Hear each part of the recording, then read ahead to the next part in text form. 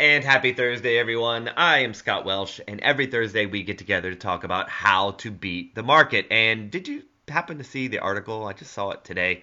This is May 10th, 2018. A major hedge fund manager was quoted as saying, a hedge fund's goal is not to beat the market. Well, that's really an odd thing to say, but Thursdays, we like to talk about how to beat the market, and we'll do that again today. But the topic for today specifically is an important one, and it's a question I get a lot. So let's get right to it. We are going to talk about three things today. Let's make a fourth. I got an email from someone saying that when you go to full screen on my videos, it gets a little bit blurry. Please let me know. I've taken steps to remedy that. Please let me know either in a comment or send me an email if it gets blurry when you go to full screen. I truly hope not. I did a lot of research on that, but we'll fix it if it does. All right, three things today. Worry number one for every single trader. Will my system die? It works great now, or the testing looks great. What's going to happen next week, next month, next year, forever? I'm scared. I'm scared that my system will die. It will no longer work. That's worry number one. We're going to talk about that. We're going to talk about number two, what happens to great ideas? Let's say you have a great system idea. Let's say you have a great methodology. What happens to that methodology, and will it last?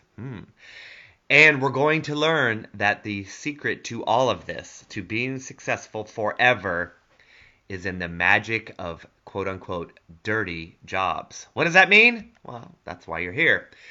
This is a picture of me. I'm very happy. I got my ball cap on. If you're not sure who I am, I've been a trader since 2004, and I like to wear red ball caps and smile, apparently. So that's great. Picture of me. Moving on. Real question. Will my trading system die? Well, if you listen around the internets, everybody says, yes, your system's going to die. No system lasts forever and blah, blah, blah, blah, blah. Okay? So, it's kind of a legitimate worry, right? Everyone says it is going to die. That kind of stinks. Here's another point. Everyone lies. Okay? Everyone likes to talk out of their ears. I was going to say something else. There are some things that die and some things that don't. Okay? And that's what I have found, not by word of mouth on the internet, but from actual research. Have you ever heard of that research? It's fun. I'd try it sometime. Internet experts. I'm not talking to you, of course. I'm talking to the internet experts. You know. Anyway, what does die, though? What are some examples, right? If everyone says systems die, but they might be lying, let's talk about what does die. And by die means it worked for a year or two, and now it no longer works. It's break even, or it's not profitable at all. You actually lose money. Oh my goodness. Well, what does die? Well, arbitrage dies. If you found an advantage between America cocoa prices and London cocoa prices, I don't know, that sounds good. I made that up. If you're the only one who knows this, and you can buy cocoa for $1 in America and buy it for $1.10 in London, right? Or sell it, you know what I mean. Buy it for $1 and sell it for $1.10. You're making 10 cents. Great. You do that over and over again, you get rich. And then you tell your friend, and then he tells his hedge fund manager, whose goal is not to beat the market, I guess. And but he decides to steal your idea anyway. And so he says, well, I'll get involved in that. So now we have two people buying at $1. Well, because it's a marketplace, two people dollar bids. Well, as people want it, the price goes up, right? Supply and demand. So now I'm buying it for $1.02 instead of $1 and selling it for $1.10. Well, that's okay. And then more people tell more friends, and then there's more people buying right at that special dollar moment. And now, because there's so many orders and their computers are faster, now I'm getting it $1.05, $1.08, $1.10, and pretty soon it's gone, right? Eventually it may come back in if everybody leaves, but right now it's gone. That's arbitrage in an overly simplistic explanation, but that's why it goes away. You need to be the only person that does it for it to stay, and it can go away. Seasonal advantages. Let's say you decide to run a trading system, a stock system in October of every year because historically that is shown to be a great month. Well, seasonality is a real thing and it can work, but it also can go away, and there's no reason for something to be, or not necessarily a great reason is a better way to put that, for something to only work in October. Why October? What if the financial calendar changes? Or what if we have a political environment? Or what if the economy changes? Or what if Tesla blows up? That would never happen, right? Right? Seasonal advantages can just go away, and October can turn into November, or turn into May, or turn into something else. Just because it's typically seasonal doesn't mean it will stay. That is a very tenuous advantage, in my opinion. That makes me very nervous. Day trading can die. If you have very specific rules on a very specific market, and that market changes, because there's so much noise in day trading, right? Real moves aren't necessarily real. Breakout on a 15-minute chart is not the same as a breakout on a daily, weekly, monthly. For something to break out on a daily chart, it has to be real. Serious volume from serious people, or else the market wouldn't move on a daily chart. But Joe Schmo can move a chart on a 15-minute time frame, right? Anyone, well, not anyone, but people can move charts on smaller time frames. Thus, those moves are more fake. So a day trading system can work for a while, and then for whatever reason, again, economic, political, whatever the reason, fake breakouts start to come or retracements happen and they don't pop back up. They keep retracing down, down, down. Day trading is far, far, far more likely to die than long-term trading. Why? Well, I just said it, but it bears repeating again because I like talking about it. A move on a daily or weekly chart cannot really be faked. To understand the millions of dollars or billions of dollars that have to be committed to move a chart to move a weekly or daily or monthly chart, you can't fake that. You can't just pop in a few orders and get something to move. So remember that systems on long-term charts are much more eternal than day trading. Doesn't mean day trading can't be eternal. I'm not saying that. I'm just giving you examples of things that can die. Well, if those things die, what lives? Well, for one, long-term time frames, right? Just mentioned that. But number two, here are a couple things that will last forever. Trend following. I've done a course and about 800 videos on trend following with the research, with the actual results. I trade trend following myself with real money in my accounts. I believe in it, and I believe it will last forever on long-term charts. All right, we just said that. Value investing. Value investing, I believe, is eternal. I don't think that's ever going to go away. Okay, so those things die, those things don't. Well, wait, why? Why is trend following and value investing so much better? Well, let's talk about it. But what we really want, right? Why are we talking about it? We just want something like this. Here's an equity curve of a chart that I'm just messing around with. It's at CL. Do you know what that is? Well, I'm not telling you. But just something I'm messing around with on a daily chart. And look, it goes from left to right in a relatively diagonal upward momentum. That's what we want. That's what we're talking about. And if something dies, you're not going to see this. You're going to see up and then you're going to see down. We want something eternal that looks like this and keeps looking like that. Okay, so you asked the question, why do some systems die and why do some systems live? Well, let's talk about it. Why do things disappear? Well, the number one reason, in my humble opinion, and I'm not humble about this, is it's not tested enough. People just do not research enough. They do not test enough. They test a few months and they think, I'm ready to go. They test even a few years and they think they're ready to go. There is a direct correlation for me in my world about testing more trades and more data in more years. More possibilities, more variables, and finding the sweet spot. If you don't test enough, it just might be a certain small period of time where this methodology works, and it was only that small period of time. We want to know something works. You got to see all different types of markets. You've got to see all different types of conditions. So it'll die if you don't do the research. Well, not necessarily, but there is a very strong chance. Or it's fine, right? You have market conditions, right? You've tested a bunch of market conditions. You've tested a bunch of trades. You've tested and tested and tested, and it's going to hold up. All right, good job. You've done your work. It is definitely going to hold up. Oh no, but then everybody wants a piece. If you start putting serious money behind it or start publishing it, and you're not just a little person, like a normal person like us, but you're a big time person with millions and billions, and you publish a system and it works and it's phenomenal, then everyone's going to start to trade it. Now, that doesn't mean everyone's going to try to steal it from you. I don't believe that. I'm going to try to game the system and screw that guy. No. Or that girl. No. That's not what I'm talking about. It's not trying to hurt someone else. What we're talking about is they just want to be involved. And we talked about it earlier. When a bunch of people want to buy at a certain price, you're just not going to get your price. Nothing nefarious, nothing evil about it. There's just a lot of people doing it. Now your entry is different. It's different than it used to be when these people weren't around. It still works, but now it's going to lessen.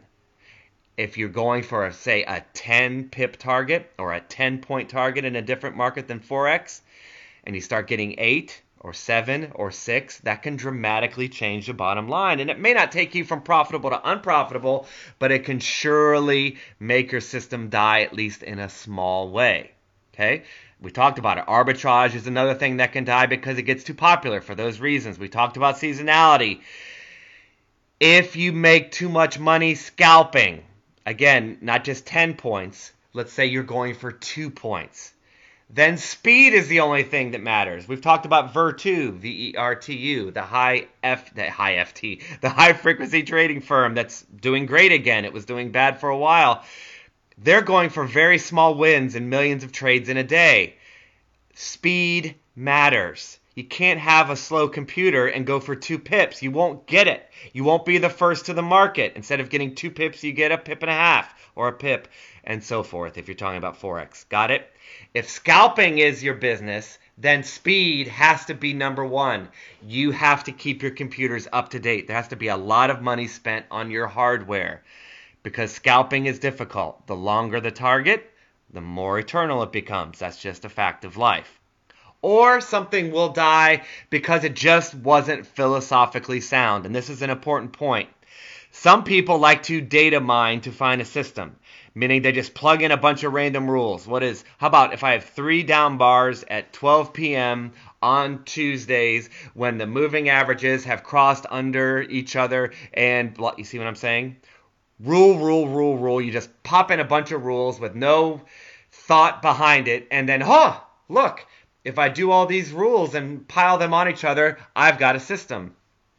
Arbitrary rules piled together can break because all you did was try to solve the problem with a bunch of different adjustments. It's not something that's going to last forever. It might have even been luck, right? You put a bunch of trading rules together and it came out into a system, but what's the reason behind it? If you can't explain the reason it will work forever, I hate to say it, but it probably won't work forever, right? It's either lucky or it's just going to work because of certain variables were plugged in for a short period of time. Okay, well, what will never die? Well, Joel Greenblatt's magic formula in his book, the little book that still beats the market, one of my favorite all-time books, his magic formula will never die. Ever. It's going to work forever. There it is. I said it. It's on tape. Why? Well, first of all, Mr. Greenblatt did his research. I mentioned that as number one. He has tested this over market after market, over going back to the 80s. He's done his homework. It's pretty certain that when you do that much homework and find a rule that works and is everlasting, it's going to be everlasting in the future. Number two, the reason it will never die is that very few people actually want it. Even though Greenblatt's Gotham hedge fund was rated, I think, by Morningstar as the #1 mutual fund. It beats the market consistently. Nobody really wants to trade this way. At least not enough people to even begin to try to break it. And we'll talk about that in a second. And the magic formula is philosophically sound, which will work forever. What's so sound about it? He is a value investor. He buys good companies at sale prices, and that will always work. What do you mean it will always work? Well, have you checked out Warren Buffett's track record? Since the 60s at least? He's the most successful investor of all time, Mr. Buffett. And guess what he does? Everything is based on buying good companies at fair prices or on sale. This is going to work forever. Value investing will work forever. But of all those things, I pretty much believe that number 2 might be the most important. And they're all plenty important. So, I mean, if it's most important, it's just by a skosh. But nobody wants to be a long-term value investor. Why? Because it loses. Joel Greenblatt's magic formula, even though it crushes the market, according to the research and real life, has multiple losing years, even back to back. I know. His strategy, value investing, can have a down year and then have another down year. Who wants to buy into a strategy that loses for 2 years in a row? Ha! Nobody. Well, there's somebody because his fund's very successful, but nobody I know. I literally don't know any traders that could believe in a system and lose 1 year in a row, not to mention 2. If you are one of those traders, please email me. I would love to hear from you because I want to believe in that philosophy. I just haven't met anyone who does it. Okay? If nobody wants to do it, no one's going to game the system. There are not going to be a bunch of buyers for that stock on sale, and you're always going to get good fills. You're always going to have a sound methodology if nobody wants it, right? If nobody comes to your favorite restaurant, you're always going to have a table, okay? Well, what else won't die? Is that the only thing? No. Trend following. How many times do I have to say it? I did a course called The Greatest System of All Time because, according to the numbers, it is even more eternal than value investing because there's more research. And trend following makes sense. If a trend is going to start and you are there and you catch the possibility of every trend of getting there, you're going to get a trend. You're going to get huge winners. And huge winners are going to pay for the losers. And that's going to work forever. But here's the catch. Nobody can handle the losing. Seems to be some similarities there, right? In trend following, you have a nice, short, crisp stop loss, and you're going for huge wins. I know you've heard it before, but I've done so much research and I've seen it with my own eyes, so I can speak about it. You can win 10, 20, 30, 40% of the time if you're lucky. There are some great trend following systems I've seen that win about 15% of the time. Nobody can handle that losing, right? Nobody that I know can handle all that losing. Well, there are some people. I'm going to modify that statement because trend following, when the percentages get up to 40% or 30%, I know quite a few people that can do that. But anyway, the bottom line is, trend following loses. It has losing years. It's not a hot topic. It's not going to win all the time and everyone's going to pile on to do it. If you're going to be a trend follower, you have to lose. You have to, because you have to be there at every trend. And where there's losing, there's not much popularity. And that's why not only is it methodology, or the methodology is sound, but it has losing, right? Anything that is similar to value investing or trend following, where they have the philosophy and they lose, will last forever. Anything else? Well, I mean, intraday breakouts, possibly, I mean, we're going to have to do a lot of talking on that. There has to be a lot of caveats if we're going to do intraday breakouts. Buying on pullbacks, which is a form of value investing, right? Going with the trend on a pullback. I am here to say that that is probably eternal also, right? But you have to have a few more rules, not quite as simple as value investing or trend following, but buying on pullbacks is eternal. Reversion to the mean, which is kind of value investing, right? But you can also, short sales and all sorts of reversion to the mean. So even though buying on pullbacks is kind of value investing and reversion to the mean is kind of value investing, so I would put that under that umbrella, and breakouts intraday also are under trend following. So pretty much you're going to find some similarities to value investing or trend following if you want something that will last forever. The bottom line is this. I was a guest host speaker on Rob Booker's The Traders Podcast, episode 615. And Jason and I got together and talked about this very topic. We talked about how there's no recession in dirty jobs, right? And dirty jobs means jobs no one wants. These jobs that are grimy or smelly or difficult or maybe even a little bit lonely. When 2008 came around, there was no recession in these areas. You could always get a job and you could always be well paid. Okay? We need them to exist, but nobody wants to do it. Nobody wants to do the trading system that loses.